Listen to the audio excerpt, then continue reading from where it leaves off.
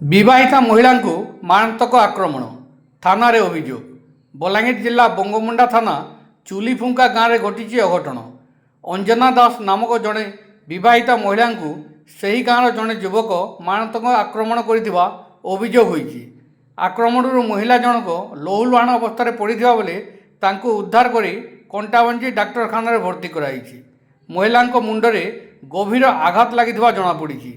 ଗୁରୁତର ମହିଳାଙ୍କ ସ୍ୱାମୀ ବଙ୍ଗୋମୁଣ୍ଡା ଥାନାରେ ଏତଲା ଦେଇଥିବା ବେଳେ ବଙ୍ଗୋମୁଣ୍ଡା ପୁଲିସ ତଦନ୍ତ ଆରମ୍ଭ କରିଛି। କଣ୍ଟାବାଞ୍ଜିରୁ ମିର୍ଚା ନ୍ୟୁଜ୍ ଟିମ୍ ବ୍ୟୁରୋ। ଆପଣଙ୍କ ନାଁ କାଣା? रामकृष्ण दास। ଦାସ ବାବୁ କାଣା ଘଟଣା ହେଇଛି?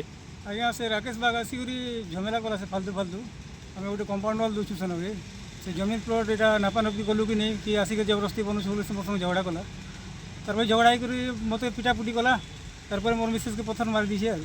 हाँ हाँ केनता ହେଇଛନ୍ ଆପଣ ମିसेस? कंटाबांजी हॉस्पिटल भर्ती होइछि से हाँ सीरियस कंडीशन दी अछि टिके କାଣା କାଣା ଧରିକିରି ଆଇଲା କେନ୍ତା नहीं କଲା? किछि नहीं खाली पत्थर दिया मारी से हाँ हाँ आगରୁ ବି ଏନ୍ତା ଝଗଡ଼ା ଝାঁଟି? नहीं केबे केबे कि झगड़ा नहीं ना तार संगे हाँ से मत फत पी कर 2-3 हारा बुलू छे गाँती खाली। हाँ